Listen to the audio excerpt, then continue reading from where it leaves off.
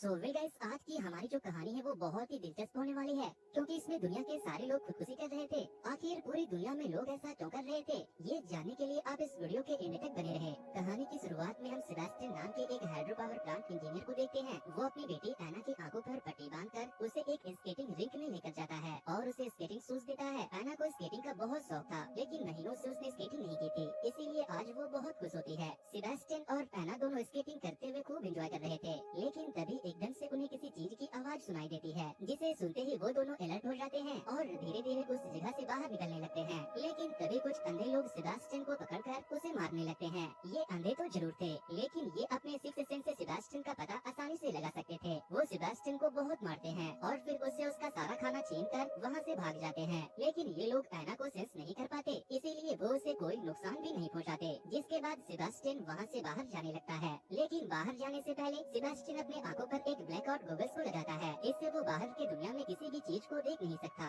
और ठीक वैसे ही एक गॉगल्स एना भी अपने आंखों पर लगाती है। वो लोग जब स्केटिंग रिंक से बाहर निकलने लगते हैं तो हम पूरे शहर में तबाही का मंजर देखते हैं, जहाँ पूरी दुनिया के सभी लोगों ने खुदकुशी कर लिया था। दरअसल पूरे शहर में कोई ऐसी एनर्जी घूम रही थी जिसे देखते ही लोग खुदकुशी कर ले रहे थे। इसीलिए सेबास्टियन और उसकी बेटी एना ने अपने आंखों पर गॉगल्स लगाया हुआ था। सेबास्टियन और एना की तरह ही बहुत सारे लोग अब उस एनर्जी से बचने के लिए अंडरग्राउंड हो गए थे, और जब उन्हें जरूरत पड़ती थी तो वो अपनी आंखों पर पट्टी बांधकर बाहर आते थे, ताकि वो उस एनर्जी के आंखों में ना देख ले। लेकिन वो एनर्जी कुछ लोगों के दिमाग के साथ खेलकर उसे अपनी आंखों से पट्टियों को हटाने के लिए मजबूर भी कर देता था। सेबास्टियन इसी तरह गॉगल्स पहनकर आगे बढ़ रहा था, तभी उसे कुछ लोगों की आवाज सुनाई देती है। इसीलिए वो एना से कहता है कि तुम्हें जाकर चुपना होगा, और जब तक हमें ये पता न चल जाए कि वो अच्छे लोग हैं, तब तक तुम बाहर मत आना। इसके बाद सेबास्टियन उन लोगों के पास जाकर उनसे कहता है कि मैंने 2 दिनों से कुछ नहीं खाया है और मैं अपने ठिकाने का रास्ता भी भूल गया हूँ, क्या तुम मुझे अपने साथ ले चलोगे? लेकिन वो लोग उसे अपने साथ ले जाने से मना कर रहे थे। फिर वो उनसे कहता है कि मैं एक इंजीनियर हूँ, मैं जहाँ पर काम करता था वहाँ पर जनरेटर है, अगर तुम मुझे अपने साथ ले चलोगे तो मैं तुम्हें जनरेटर तक पहुँचा सकता हूँ, ताकि हमें गर्मी और रोशनी मिल सके।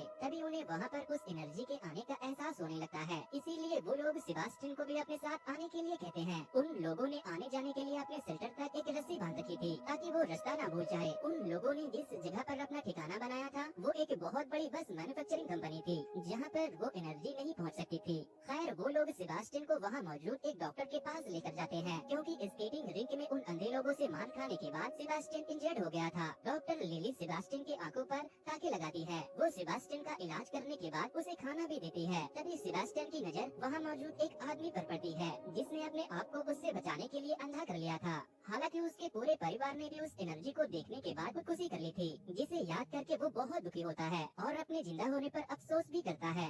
वो अंधा आदमी सेबास्टियन को बताता है कि उन जीवों से भी बदतर कुछ ऐसे लोग हैं जो बिना पट्टी के घूमते हैं और उन जीवों का साथ देते हैं, ताकि लोग उस जीव को देखकर खुद को नुकसान पहुँचाए। फिर जब रात होती है तो वहाँ मौजूद सारे लोग एक बस में जाकर सो जाते हैं। लेकिन जब सुबह होने वाली थी तो सेबास्टियन बस में मौजूद सारे लोगों को बस के पीछे बंद करके बस को चालू कर देता है। वो उन्हें अपने साथ उस जगह से बाहर ले जाने का सोचता है, लेकिन इसी बीच लिली उठ जाती है और सेबास्टियन से पूछने लगती है कि वो ये क्या कर रहा है। लिली सारे लोगों को उठा देती है, जिसके बाद सारे लोग बस के केबिन के दरवाजे को तोड़कर सेबास्टियन को ऐसा करने से रोकने की कोशिश करते हैं।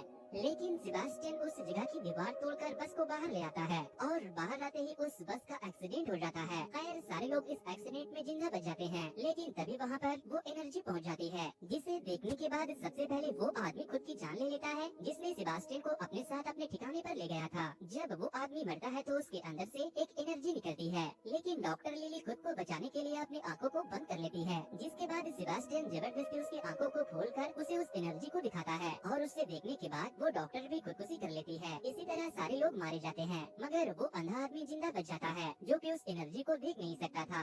जब सारे लोग मर जाते हैं तो एना सेबास्टियन के पास आती है और कहती है कि पापा आप तो मसीहा हो, आपने उन्हें बचा लिया। इन लोगों की आत्माएं अब एक बहुत ही खूबसूरत जगह पर पहुंच गई है, जहां अब वो अपने पूरे परिवार के साथ बहुत खुश रहेंगे। जिस पर सेबास्टियन एना से पूछता है कि मैं उस जगह पर कब जाऊंगा, तो वो कहती है कि बहुत जल्द, लेकिन इससे पहले हमें बाकी बचे लोगों को वहाँ भेजना होगा। अब हमें 9 महीने पहले का समय दिखाया जाता है, जब सेबास्टियन अपने एक साइट पर काम करवा रहा था। तभी उसका एक एम्प्लॉय उसे कॉल करके बताता है कि हमारे बहुत सारे वर्कर ने एक टरबाइन के अंदर कूद कर खुदकुशी कर लिया है। जिसके बाद सेबास्टियन वहाँ से अपनी कार लेकर अपने ऑफिस चला जाता है। वहाँ पहुँचते ही सेबास्टियन की बीवी लौरा उसे कॉल करके उसे टीवी देखने को कहती है। सेबास्टियन जब टीवी ऑन करता है तो उसे पता चलता है कि शहर के सारे लोग खुदकुशी कर रहे हैं, जिसके पीछे की वजह कोई नहीं जानता। तभी सेबास्टियन के बॉस भी सुसाइड कर लेते हैं। जिसके बाद सेबास्टियन फौरन वहाँ से भागते हुए अपनी बेटी के स्कूल उसे लेने के लिए निकल जाता है। लेकिन वो जिस मेट्रो से वहाँ जाने वाला था, वो जैसे स्टेशन पर पहुँचता है, स्टेशन पर खड़े सारे पैसेंजर ट्रैक पर कूदकर सुसाइड कर लेते हैं। जिसके बाद सेबास्टियन वहाँ से पैदल ही एना के स्कूल की तरफ निकल जाता है। लेकिन जब वो स्कूल पहुँचता है तो वो देखता है कि एना के टीचर ने भी खुदकुशी कर लिया है। खैर सेबास्टियन एना को अपने साथ लेकर वहाँ से जाने लगता है। लेकिन रास्ते में उसे फादर मिल जाते हैं,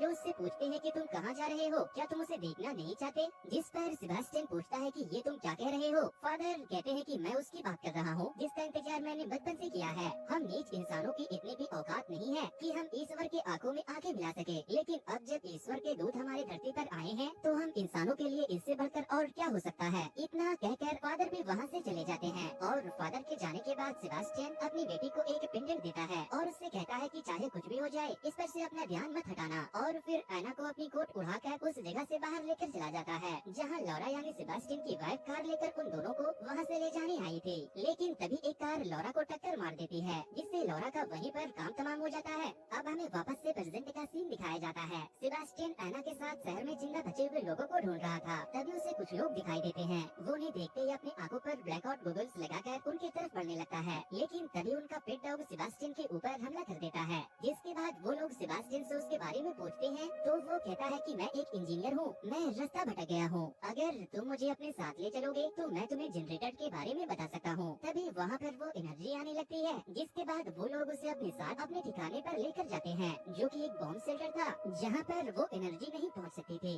सेबास्टियन वहाँ पर एक बच्ची को देखता है जिसका नाम सोफिया था, जो कि एक जर्मन लड़की थी। डॉक्टर क्लैरी जो कि इस शेल्टर में रह रही थी, वो एक स्टोर से सोफिया के लिए चॉकलेट लौट कर लाई थी। वहीं राफा सेबास्टियन को शहर का मैप दिखाकर उससे पूछता है कि जनरेटर कहाँ है। जिस पर सेबास्टियन कहता है कि वहाँ कोई जनरेटर नहीं है, मैंने तो बस तुम लोगों के साथ यहाँ आने के लिए झूठ बोला था क्योंकि मैं अकेला था। ये सुनते ही राफा उसे मारने लगता है, लेकिन तभी क्लैरी वहाँ आकर उसे छोड़ने को कहती है, लेकिन राफा नहीं सुनता। जिसके बाद सोफिया राफा को रोकने की कोशिश करती है, जिस पर राफा कहता है कि तुम क्या कह रही हो, मुझे कुछ भी समझ नहीं आ रहा। राफा को जर्मनी समझ नहीं आती थी, लेकिन सेबास्टियन को आती थी, इसीलिए वो उससे कहता है कि वो कह रही है कि तुम मुझे मत मारो। जिसके बाद क्लेरी सेबास्टियन से कहती है कि अगर तुम जर्मन जानते हो तो इससे पूछो कि इसकी फैमिली कहाँ है। सेबास्टियन उससे उसके परिवार के बारे में पूछता है तो वो बताती है कि मैं और मेरी मॉम छुट्टियां मनाने क्रूज शिप पर जाने वाले थे, लेकिन तभी भगदड़ मच गई। फिर मैंने बहुत सारे लोगों को पानी में कूदते हुए देखा। जिसके बाद मेरी मॉम मुझे लेकर एक वैन में आ गई और फिर मॉम ने उस वैन के शीशों को चारों तरफ से कवर कर दिया और फिर रेडियो ऑन किया, जहाँ पर किसी न्यूज एंकर ने खुद को जिंदा रखने के लिए एक सेफ जगह पर आने को कहा, जो कि पहाड़ों पर थी। क्लेरी पूछती है कि वो कौन सा पहाड़ है। जिसके बाद सोफिया दीवार पर एक पहाड़ के ऊपर एक किले के ड्राइंग को बनाती है। फिर क्लेरी उससे पूछती है कि हम उस पहाड़ तक कैसे पहुंच सकते हैं। जिसके बाद सोफिया उस पहाड़ से लगे एक केबल कार को बनाती है, जिसे देखकर इजाबेल जो अपने पति रॉबर्टो के साथ वहाँ पर थी, वो समझ जाती है कि ये मोनियाक के पहाड़ों के बारे में बात कर रही है। फिर क्लेरी उससे पूछती है कि तुम उस पहाड़ पर क्यों नहीं गई, तो वो बताती है कि मेरी मॉम मेरे और अपनी आंखों पर पट्टी बांधकर उस पहाड़ की तरफ बढ़ रही थी, लेकिन रास्ते में चलते वक्त बहुत सारे लोग हमसे टकराने लगे, जिससे कि मैं गिरकर अपनी मॉम से अलग हो गई। जिसके बाद राफा कहता है कि हमें भी उस जगह पर जाना चाहिए। वैसे राफा एक डॉग ट्रेनर था। सेबास्टियन भी राफा की बात पर एग्री करता है, लेकिन तभी रॉबर्टो कहता है कि मोनियाक यहाँ से बहुत दूर है, अगर हमने वहाँ जाने का सोचा भी तो हमारी मौत पक्की है, इसीलिए हमें यहीं रहना चाहिए। जिस पर सेबास्टियन कहता है कि एक न एक दिन हमारा खाना खत्म हो जाएगा और हम सब वैसे भी मर जाएंगे, जिंदा रहने के लिए हमें यहाँ से बाहर निकलना ही होगा। जिसके बाद क्लेरी कहती है कि ये ठीक कह रहा है, हम इंसान हैं, आखिर इस तरह से यहाँ पर कितने दिनों तक रह पाएंगे। जिसके बाद वो लोग वहाँ से बाहर निकलने के लिए तैयार होने लगते हैं। राफा अपने डॉग के आँख पर पट्टी बांध देता है और फिर वो लोग वहाँ से पहाड़ी की तरफ जाने के लिए निकल जाते हैं। लेकिन रात होने पर वो लोग एक जगह पर रुकने का फैसला करते हैं और जब सब सो रहे थे तो सेबास्टियन राफा के डॉग्स की रस्सियाँ आधी से ज्यादा काट देता है। नेक्स्ट डे जब वो लोग वापस से पहाड़ी की तरफ जाने के लिए निकलते हैं तो हम एना को भी सेबास्टियन के साथ देखते हैं। एना सेबास्टियन से कहती है कि वो आ गए, जिसके जिसके बाद सेबास्टियन अपने आंखों पर से गोगल्स हटा देता है और तभी राफा के डॉग्स भौंकने लगते हैं। इस दौरान सभी लोगों को उनके परिवार वालों की आवाज सुनाई देती है जो उनसे कह रही थी कि अपनी आंखों से पट्टी हटा कर देखो, हम आ गए हैं। तभी कुत्तों की रस्सियाँ टूट जाती है और वो कुत्ते वहाँ से भागने लगते हैं।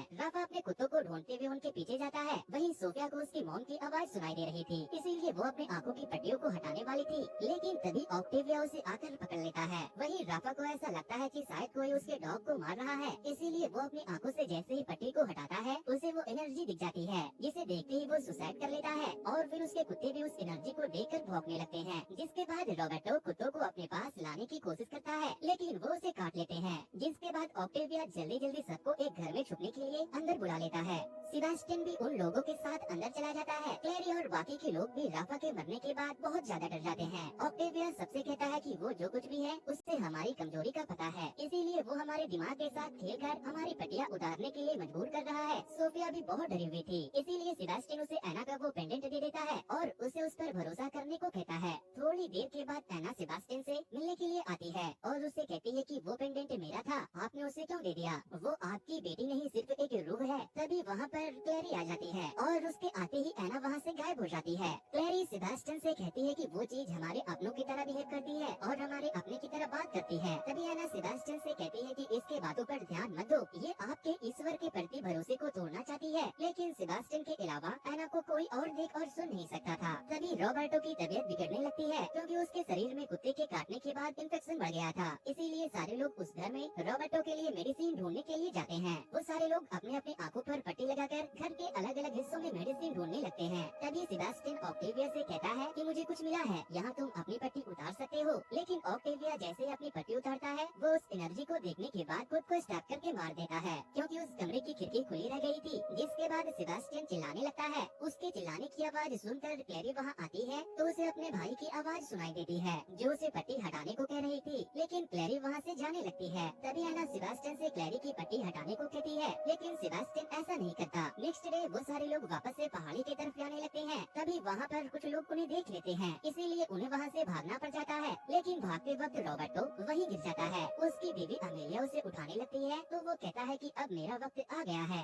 वहीं सेबास्टियन इस बार क्लेरी और सोफिया को खींचकर एक बिल्डिंग में लेकर चला जाता है। जिसके बाद क्लेरी को सेबास्टियन के ऊपर शक होने लगता है क्योंकि वो बिना कुत्तों और रस्सियों के बड़े ही कॉन्फिडेंस के साथ उन्हें वहाँ ले आया था, इसीलिए वो उसके गूगल्स को चेक करती है तो उससे पता चलता है कि वो उसके आर पार देख सकता था। क्लेरी उसके ऊपर बहुत गुस्सा करने लगती है और कहती है कि आखिर तुम हम सबको मारना क्यों चाहते हो, जिस पर वो कहता है नहीं ऐसा नहीं है, क्या तुमने देखा नहीं अभी मैंने तुम्हारी जान बचाई थी। इस दौरान एना बार बार सेबास्टियन को दरवाजा खोलने को कह रही थी, इसीलिए वो एना के ऊपर चिल्लाने लगता है। वहीं रॉबर्टो और अमेलिया एक दूसरे के पट्टी को हटाकर उस एनर्जी को देखने के बाद खुदकुशी कर लेते हैं। क्लेरी सोफिया को लेकर सेबास्टियन से बचने के लिए उस बिल्डिंग के छत पर भाग जाती है, लेकिन आंखों पर पट्टी बंधे होने की वजह से गलती से क्लेरी बिल्डिंग के एक फ्लोर नीचे गिर जाती है। खैर उसे कोई भी इंजरी नहीं होती। जिसके बाद सेबास्टियन सोफिया के पास आता है। तभी एना भी वहाँ आती है और वो सेबास्टियन से सोफिया की पट्टी को हटाने को कहती है, लेकिन जब सेबास्टियन सोफिया की आंखों से पट्टी हटाने लगता है तो उसे एना के सर से खून बहते हुए दिखता है। जिसके बाद वो सोफिया की पट्टी हटाने से मना कर देता है और फिर सोफिया को गले लगाकर उससे माफी मांगने लगता है।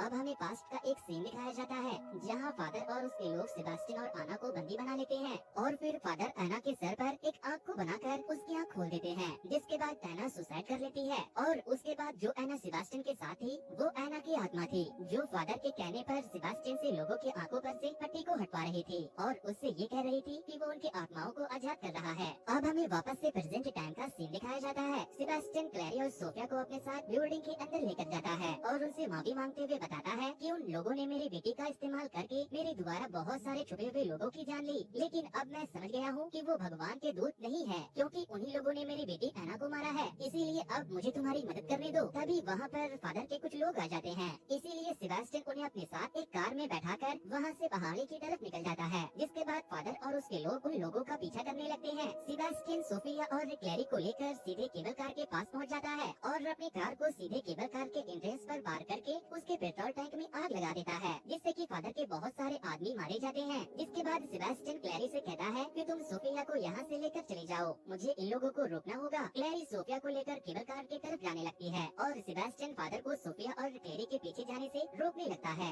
इधर क्लेरी को सही सलामत केबल कार तक पहुंचना था, इसीलिए वो अपने आंखों की पट्टी निकालकर स्टेशन पर पहुंच जाती है और फिर वहां पर मौजूद एक घंटे को बजाने लगती है, जिससे कि वो केबल कार ऑन हो जाता है और क्लेरी वापस से अपनी पट्टी को अपनी आंखों पर बांध लेती है। फादर कहते हैं कि मुझे जाने दो, मैं ईश्वर का गुलाम हूँ, लेकिन सेबास्टियन उन्हें रोकने के लिए एक आयरन रड उठा लेता है। लेकिन तभी एना सेबास्टियन के सामने आ जाती है और क्लेरी को रोकने के लिए कहने लगती है, लेकिन तभी सेबास्टियन उस रॉड को एना की आर पार कर देता है, जिससे एना अपने असली रूप में आ जाती है, जो कि कोई और नहीं बल्कि फादर थे। मगर फादर सेबास्टियन को भी नहीं छोड़ते और वो उसके भी पेट में रॉड घुसा देते हैं और इसी तरह वो दोनों एक दूसरे को खत्म कर देते हैं। लेकिन इधर क्लैरी केबल कार के डोर ओपन होने के साउंड को सुनकर सोफिया के साथ उसमें कूद जाती है। वो दोनों उस कार की मदद से पहाड़ पर पहुंच जाते हैं, जहां पहुंचते ही कुछ सोल्जर उसे पकड़कर इंक्वायरी के लिए ले जाते हैं। उस जगह पर हम देख पाते हैं कि इंसानों ने उस एनर्जी से बचने के लिए एक अलग ही दुनिया बसा रखी है। वहाँ पर सोफिया को उसकी माँ भी मिल जाती है, जो अभी भी जिंदा थी और वहाँ पर काम कर रही थी। वो अपने बेटे को देखते ही उसे गले से लगा लेती है। वहीं कुछ साइंटिस्ट क्लेरी का ब्लड सैंपल लेते हैं और उससे पूछताछ करते हैं कि वो वहाँ तक कैसे पहुँच गई। तो वो बताती है कि मुझे यहाँ तक पहुँचाने में किसी ने मेरी मदद की, जो उनमें से ही एक थे। और इसी के साथ ये कहानी यहीं पर